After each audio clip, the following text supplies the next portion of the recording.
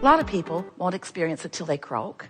They've given birth to it. Their source became it, but they're holding themselves vibrationally apart from it because they're still doing too much of the step one work, knowing what I don't want work.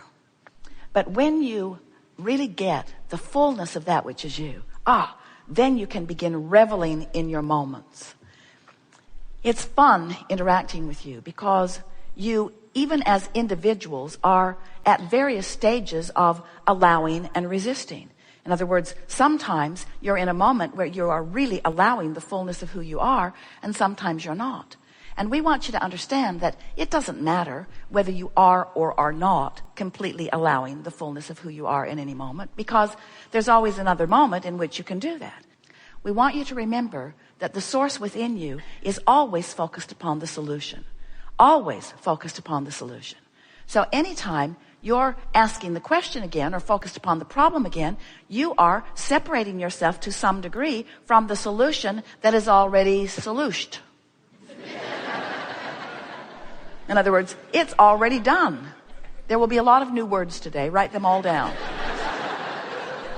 After all, this is the leading edge. That old dictionary, past tense.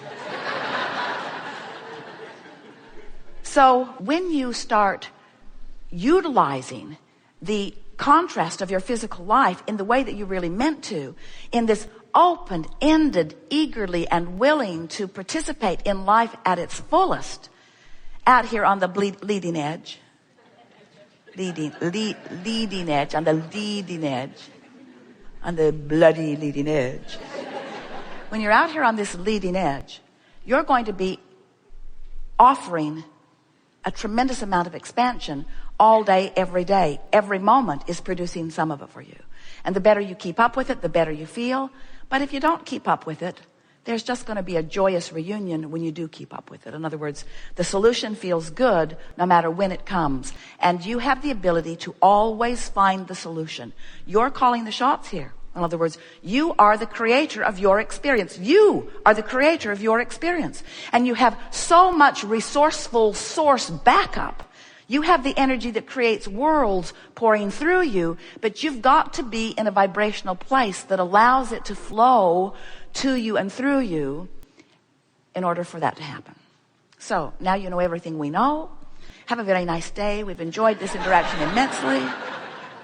In the spirit of time, never look back, never look back, never look back, never look back, never look back, never look back, never look back, never look back, never look back, because everything is forward, everything's in the vortex. That's who you are. And when you look back, you deprive yourself of who you are, and it doesn't feel good. And when you look back, you're defending, you're justifying, you're explaining, you're probing. In other words, the now is the richness. It's this now here-ness. We began last Sunday in Seattle by saying, we are extremely pleased that you are here. And we want to help you to feel the bigness of the here-ness, because here means the convergence of all that you are. And here, this powerful now where you meet you is all any of us have. But the thing that you are helping us to emphasize that is really a new leading edge understanding that you're resonating with is that when you are here in your physical bodies, in this time-space reality, in this room, having this conversation, and you are resonating in vibrational accord with the wholeness of who you are, then you allow who you are to be here with you too, no separation, no deprivation, here with you. And that's when you are feeling the fullness of who you are. That's the way life is supposed to feel. You're supposed to feel really, really, really brilliant. You are. You're supposed to feel really, really, really adored. That's who you are. You're supposed to feel appreciation for each and everything that you focus upon. And when you look out into a diverse world, there's plenty that you can find not to appreciate on. Don't look too long there. Because when you look too long there, it sucks you out of the vortex, or really the vortex can't hold you when you do that. When you have that nagging discomfort, you've just got to know, especially in the context of what we were just saying, that what that means is you have, by virtue of what you're focused upon, activated a vibration that is in disagreement with the source within you. So we want to say to you that every time for the rest of your life that you focus upon something that you don't want, And there are few things that you don't want more than you don't want that. When something really, really matters to you and you focus upon the opposite of it, you're going to feel far more than a nagging feeling. You know what that nagging is? It's us saying, you're not letting us in. In other words, it's us nagging you. You're in a vibrational place which you have the free will to be in. You have the right to focus upon the exact opposite of each and everything in the world you want. You can start following conspiracy theories. You can start talking about economic doom and gloom. You can start looking at the corruption in government and the corruption in politics. It's not really exactly the same thing, and sort of, kind of, but not really. Close, and the corruption in medicine, and the corruption in religion, and the corruption in religion, and the corruption in religion, the corruption in religion. You can focus upon any of those things, and you have the free will to do it, and the focus to do it, and the brilliance to do it, and the background to do it, and plenty of other people that will love to do it with you. But every single time you do that, you're going to mess up your relationship with your source, because your source won't go there. And what's really interesting is, as life has been moving, your life, and you've been worried and therefore asking, and worried and therefore asking, who your inner being is and what your inner being knows about this specific subject is really, really, really evolved. So that's why it gets worse instead of better if you don't figure out what you're doing and just go to the vortex where the worry doesn't exist. Because the longer you live, the more you ask, and the more you ask, the more you have to keep up, and the more you don't keep up, the worse you feel, you see. So sometimes people want us to say there's nothing to worry about, and there ultimately really is nothing ever to worry about. But we tease you when you ask us to pronounce you in a position where you don't need to worry, because that's not different from wanting a manifestation that makes you feel better. When you are dependent upon the in the moment change or manifestation of reality to feel good, as you go to the doctor and you get a confirmation that all is well for now.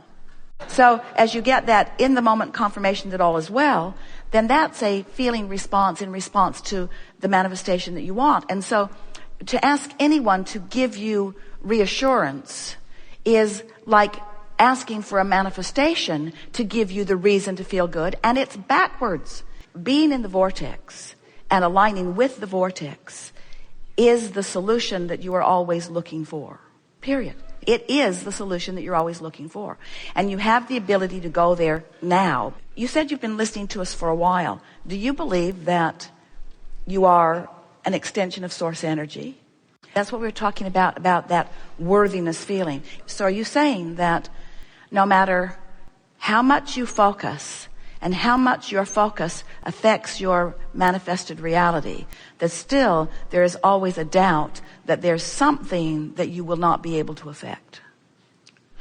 Or that there is some other reason that it's being affected that has nothing to do with you? In other words, so my thought is, maybe it's possible that I don't really create my own reality.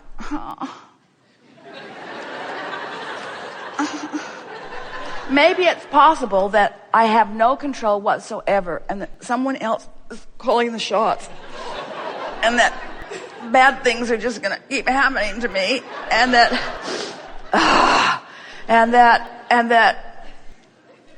life sucks, and then you die.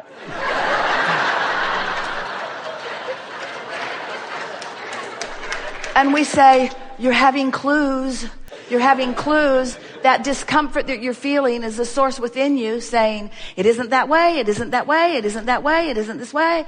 Come over here with us and know what you know. Be who you are, be all that you are. Allow the fullness of who you are. Let life breathe into you. Let love breathe into you. Everything's all right. It's getting better and better and better and better and better. And so don't you think it's nice when you can have some experiences where you're having some discomfort and you are able to bring yourself into alignment with who you are and what you really know, and feel the ease of that knowing, you see.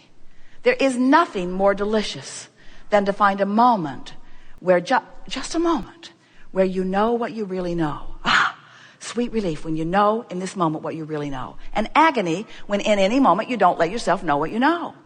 And so we don't want you to be dependent on us to know what we know and to just keep talking about what we know so that you can hear what we know and what we know and what we know until you know it. But that's sort of what influence is what upliftment is. When we know what we know so unequivocally, and we know it as we're visiting with you so unequivocally, and we see who you are and where you're going unequivocally, it makes you know it too. But we can't know it so much that we can come over where you are and know it for you. You have to make the leap, you see. And that's what true creation is. That's where all the freedom is. Until you really know that, you're not free. Do you know how many people stand in dread fear of the very thing that you're talking about? Almost everyone is in some stage of resistance about that subject.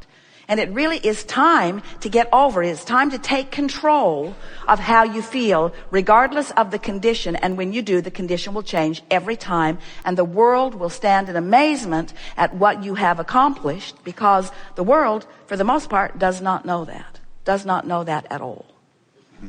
There is a new physician that Jerry and Esther met recently, who came out to the house and visited, because Jerry and Esther are moving back out to Del Mar, and so the doctors who have been playing with him are going to be different now. And so one of these lovely men came and visited with them as they were getting ready to make their transition back to California. And he said to them, you know, I felt something when I met the two of you that I can't really explain. He said there was an energy. He is a man from India, so he sort of gets that sort of thing. He said, there is an energy about the two of you, and there was upheaval in my life experience. In fact, the day after he met them, he stopped doing what he was doing temporarily, left the facility where he was practicing and went somewhere else, went nowhere else temporarily. And he said, and so I got on your website, and I began reading, and I ordered your books, and I want you to know that I think I knew this, but I didn't really know this. He said, I'm going to start integrating this into my work. And Esther looked at Jerry and said, are we really wondering what this is about when we hear things like that? Because for years, Jerry's been asking the question that you're asking, a very pointed and powerful question.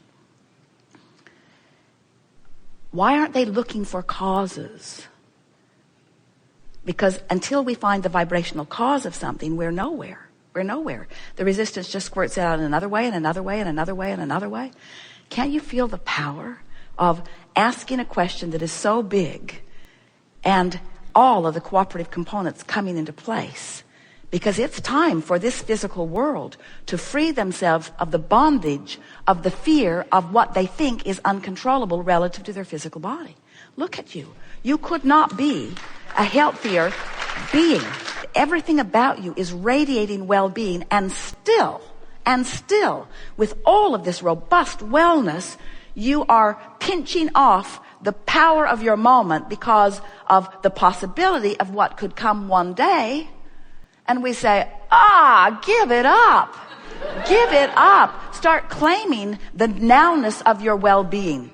Claim the well-being of your nowness. Claim the alignment with who you are. And we so want to convince you, and of course we can't, because it's a thing that you have to find your own convincing about. We just know it, and we know it so much that you can find your knowing if you care about how you feel. We just know that you have the ability, thought by thought, to come into full alignment with that knowing of who you are, and nothing less than that will ever feel good. You got no choice. You got to come into alignment with all you know, or you can't feel good. Period. Period, period, period, period, period. These emotional manifestations are all you have to reach for. An emotional manifestation now, then now, then now, then now, then now. And as you line up with who you really are now, and who you really are now, and who you really are now, and who you really are now, in that alignment, in that resourcefulness, in that balance of well-being, the manifestation has to follow that alignment. It just has to follow that alignment. It's law. It's law. We want to offer to all of you our appreciation for that which you are. This has been a very exhilarating experience for us. And you have been magnificently cooperative components to this leading edge of thought. Did you feel it?